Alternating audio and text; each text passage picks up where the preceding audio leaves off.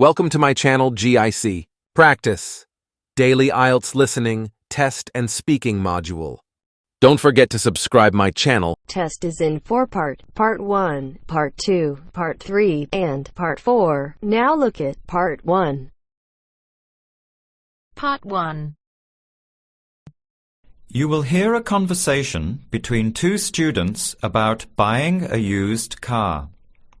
First, you have some time to look at questions 1 to 6.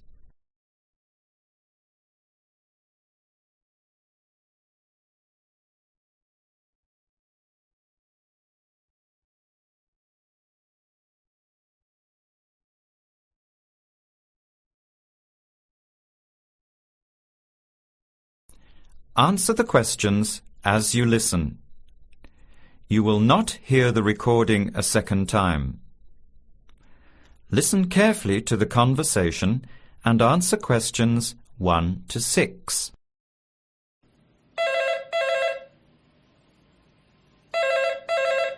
Hello. Hello. Can I speak to Eleanor, please? This is Eleanor speaking. Hi. My name is Jan. I'm calling about the car that was advertised on the notice board in the Student Union building. Is it still for sale? Yes, it is. Your ad says it's a 1985 Celica, in good condition. It's old, but it has been well looked after.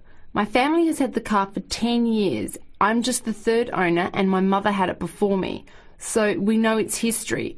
We've got all the receipts and records.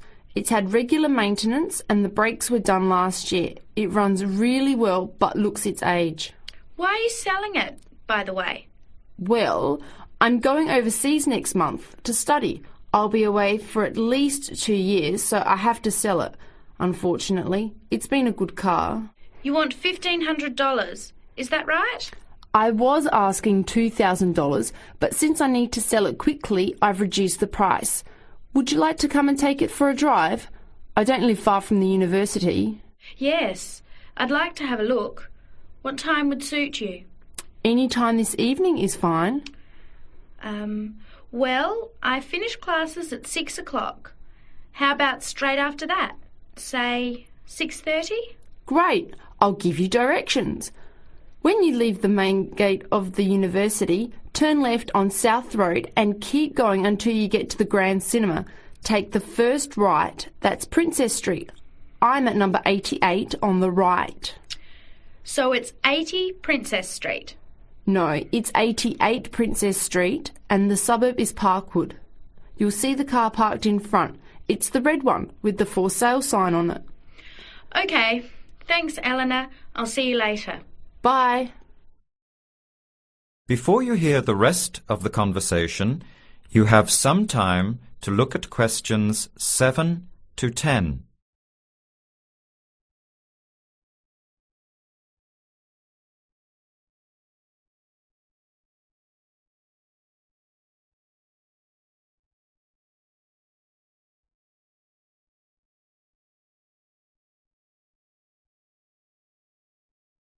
Later that day, at the university, Jan meets up with her friend Sam and tells him about the car. Hi, Sam.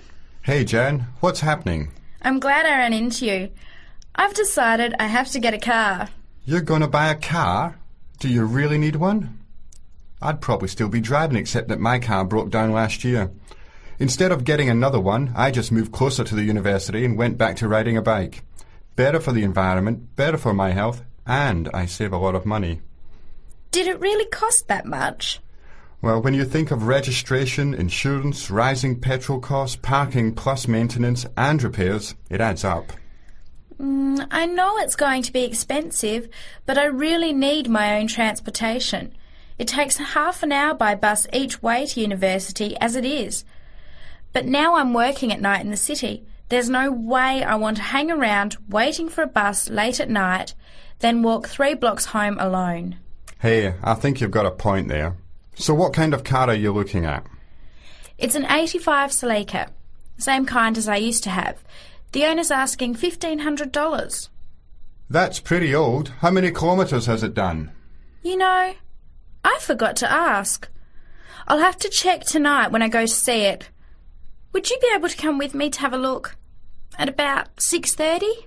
Sure, I'll come, but I don't know a lot about cars. I do know one thing, though. I wouldn't buy an old car without having a mechanic look at it first. That's a good idea. But won't it cost a lot? Not really. You can get a check done through the Automobile Association for $80, and it comes with a report on the condition of the car. It can save you a lot of money in the long run. I'll keep that in mind. So we have to get to Parkwood at 6:30. Do you want to take the bus? It goes straight down South Road every 15 minutes. Or maybe we could walk. I don't think it's that far. Actually, I could borrow my roommate's motorbike for an hour or so. He's working all evening in the library. Do you think he'd mind? No way. He owes me a favour or two. Okay, great. See you at 6, outside the student centre. That is the end of part 1. You now have half a minute to check your answers.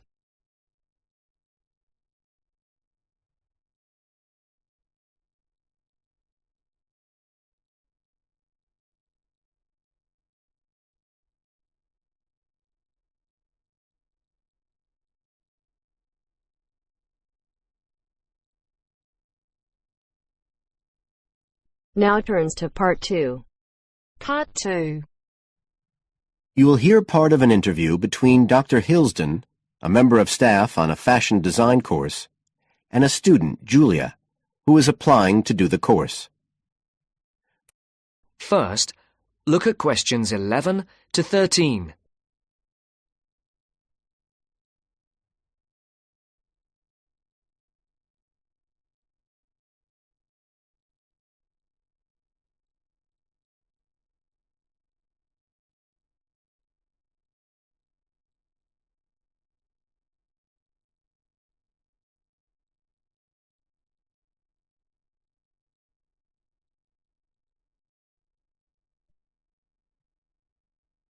Right, Julia. So, from your CV and portfolio, and what you've already told me, you seem to be very much the sort of person we're looking for on the postgraduate course. So tell me, you finished your fashion design course in London 4 years ago. Did you think of carrying straight on and doing a higher degree at the time? Yes, but there were financial pressures. So I ended up working in the retail industry, as you can see from my CV. And actually it was a very useful experience. In what way? Well, I was lucky to get the job with Fashion Now. They're a big store. And one of my priorities was to get as much experience as possible in different areas. So that was good because I had the chance to work in lots of different departments. And having direct contact with the customers meant I was able to see how they reacted to innovation, to new fashion ideas.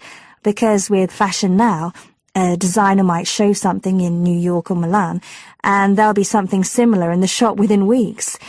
So that was probably the most useful thing for me. Right. And so what's made you decide to do a postgraduate course now? Well, while I enjoyed working at Fashion Now, and I learned a lot there, I felt, well, the way forward would have been to develop my managerial skills, rather than my skills in fashion design, and I'm not sure that's what I want to do. Yes. When I was doing my degree in London, I'd been interested in women's wear, but I know that there's been a lot of work done in areas like new fabric construction. And though I'm not intending to go too deeply into the technology, I'd be very interested in looking at how new fabrics could be used in children's wear. So I'd like the chance to pursue that line. Yes, good. And are you at all concerned about what it's going to be like coming back into an academic context after being away from it for several years? No, I'm looking forward to it. But I'm basically more interested in the application than the theory. Or at least that's what I've found so far, and I'm hoping the course will give me the contacts and skills I need eventually to set up my own enterprise. I'm particularly interested by the overseas links that the department has. Yes, many of our students look overseas or to international companies for sponsorship of their projects. Before the talk continues, look at questions 14 to 20.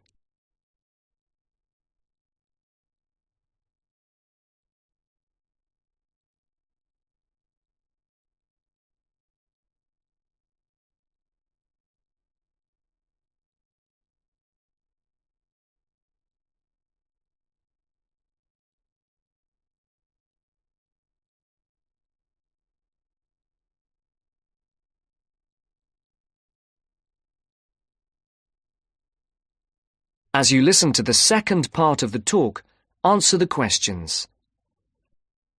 And the facilities here look excellent. I just went to look at the library. It's really impressive. There's so much room compared with the one at my old university. Yes, most students find it's a good place to study.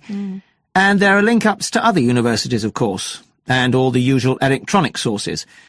The staff run an information skills programme, which we recommend all postgraduates do in the first week or two. Design students find these special collections particularly useful. Yes. Then we have a separate computer centre, which has its own academic coordinator, Tim Spender.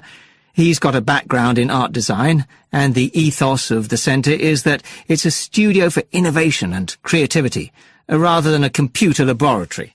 Oh, right. I liked the study spaces where students can sit and discuss work together. Very useful for joint projects. We always had to do that sort of thing in the cafeteria when I was an undergraduate. And I read in the brochure that there's a separate resource for photography. Yes, it's called Photomedia. It's not just for photography, but things like digital imaging and new media. It's a resource for all our students, not just fashion design. And we encourage students to work there, producing work that crosses disciplinary boundaries. It's well used. In fact, it's doubled in size since it was set up 3 years ago. And we also have an offshoot from that, which is called time-based media. This is for students who want to develop their ideas in the area of the moving image or sound. That's in a new building that was specially built for it just last year. But there are plans to expand it, as the present facilities are overstretched already. Right. Now, is there anything you'd like to ask about the course itself? I know it's a combination of taught modules and a specialist project, but how does assessment fit in? Well, as you'd expect on a course of this nature, it's an ongoing process. The degree course has 4 stages, and there are what we call progress reviews at the end of each of the first 3. Then the final assessment is based on your project. You have to produce a report, which is a critical reflection on your work. And is there some sort of fashion show? There's an exhibition. The projects aren't all focused on clothes as such. Some are more experimental, so that seems more appropriate. We ask representatives of fashion companies along, and it's usually well attended. Right. And another thing I wanted to ask. That is the end of part 2. You now have half a minute to check your answers.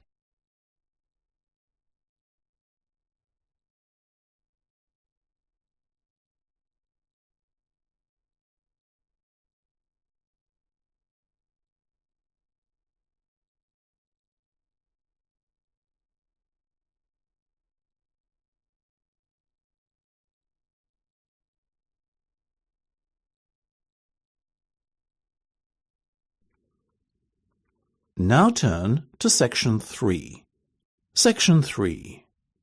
You will hear a discussion between 2 students and their tutor. First, you have some time to look at questions 21 to 25.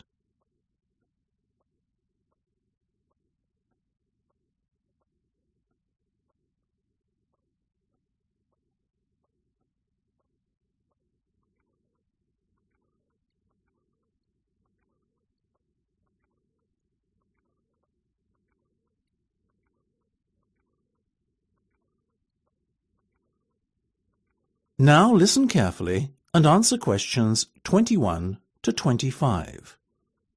Okay, guys. First off, well done. That was a very good presentation yesterday. Now I'm just going to ask you questions about it before I give you my feedback. That okay? Sure. Of course. Right. Well, in that case, tell me, Niall, why did you choose to talk about Rafael Nadal? To tell you the truth, I didn't. I think I'd better let Sheena handle this one. Sheena? Yes, it was my decision to pick Nadal. Now, that might be a strange choice for a presentation entitled Someone Who Inspired Me to Study Psychology, but... Yes, but I was going to say, it does seem rather an odd choice. Was it simply down to the fact that he's a sporting hero of yours and so a role model? You talk about him a lot, Sheena, so this much is clear. It's true. Nadal is someone I look up to, but my reasons for choosing him were totally professional. You see, I doubt perhaps in the history of tennis that there was ever a better match player than him, and that got me thinking, what is the secret to his success? How does he control his nerves so splendidly? The more we started to look into his background, the more I realised Sheena was right. Nadal was a perfect candidate for this study. He is, on so many levels, a very well-balanced character, and it was fascinating to gain an insight into the mind of this great champion over the last few weeks. I'll admit that I was at first somewhat unsure about whether or not I should back Sheena on this one, but it didn't take long for our research to put us at ease. So, while most of the students were researching Freud and other visionaries in the field of psychology and psychoanalysis, you were looking into a present-day sports star? Does that not strike you as a little odd? Of course, we knew it was a risk. After all, there was a danger that no one, least of all you, would take us seriously when we stood up on stage and started our presentation. That said, I think it is in the spirit of psychology to be inquisitive and adventurous and not just stick to the conventional. Otherwise, how would the field have come so far, as it has done already? Well, I must say, your risk certainly paid off. Yours was, without a shadow of a doubt, the most interesting and original presentation I saw.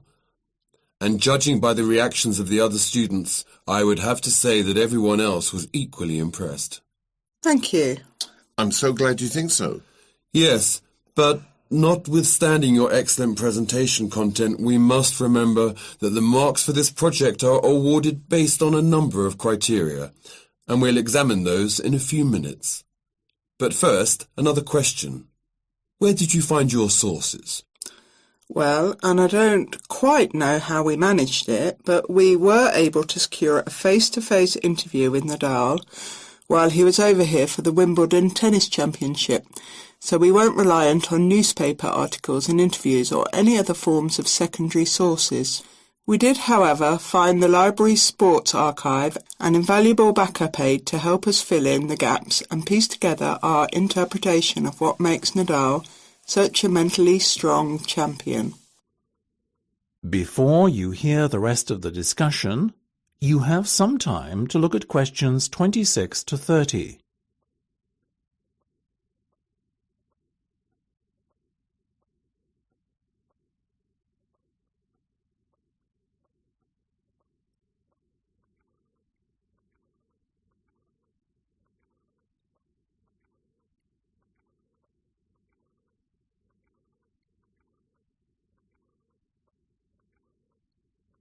Now listen and answer questions 26 to 30.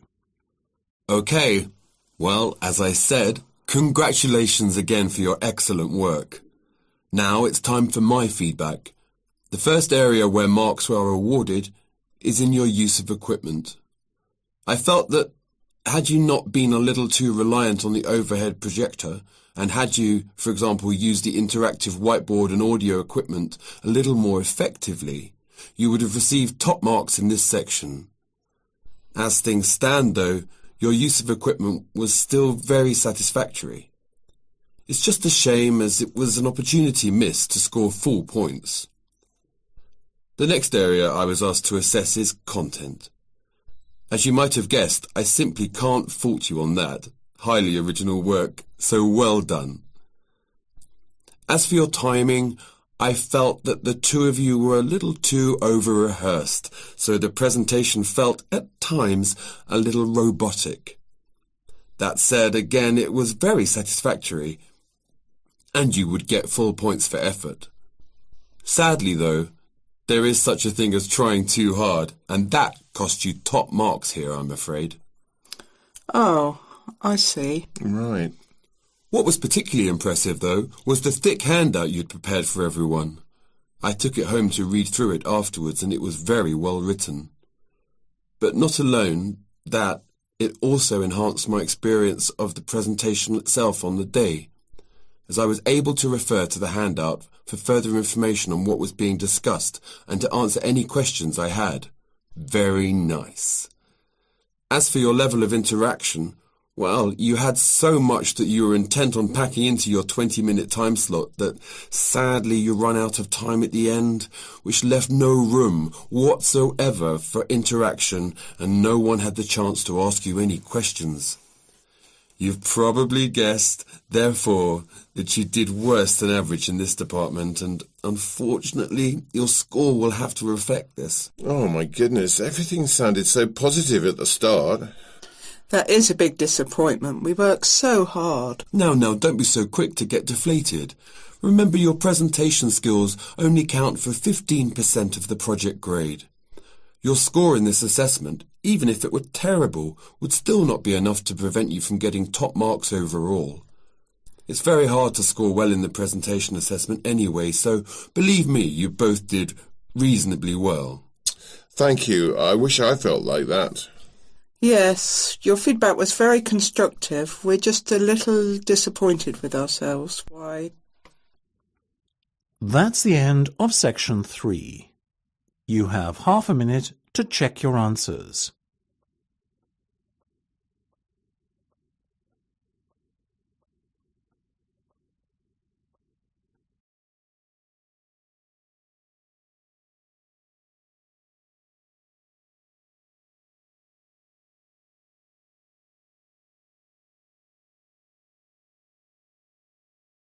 Black bear.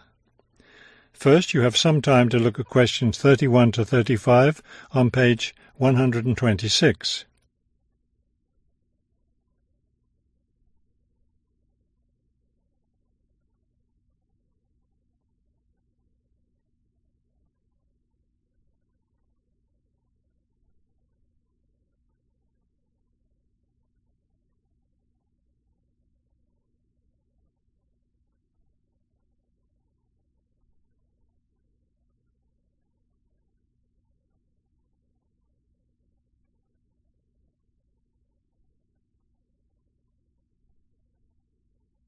Now listen carefully and answer questions 31 to 35.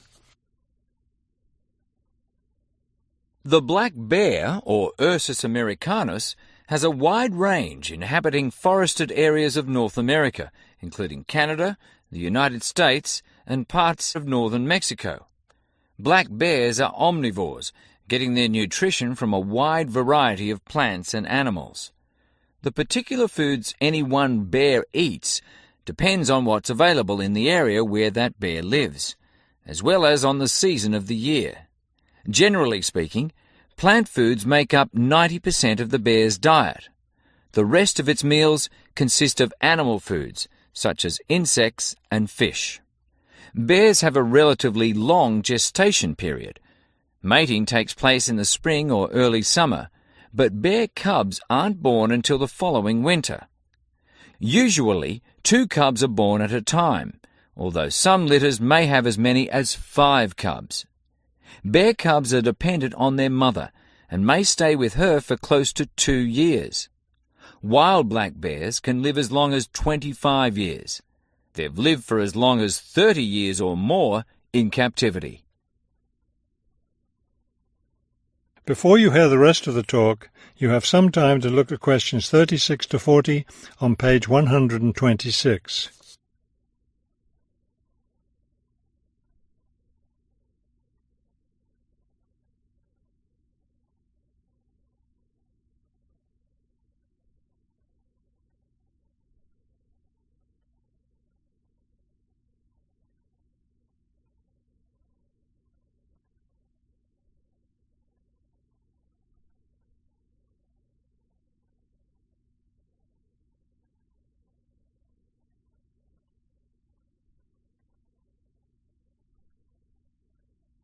Now listen carefully and answer questions 36 to 40. Much of the black bear's range coincides with the range of its close cousin, the grizzly bear. Although these bears are somewhat similar in appearance and habits, it isn't difficult to tell the difference between them. Colour isn't necessarily a distinguishing characteristic, as both species of bears occur in a range of colours from almost blonde to dark brown or black. Many black bears, however, have a patch of fur on their chests that's lighter in colour than the rest of their fur. Grizzly bears don't have this patch. Size isn't always a distinguishing feature either, although grizzly bears are usually heavier with an average weight of 225 kilos. Black bears average 140 kilos in weight. Grizzly bears spend time digging in the ground for roots and tubers that make up part of their diet.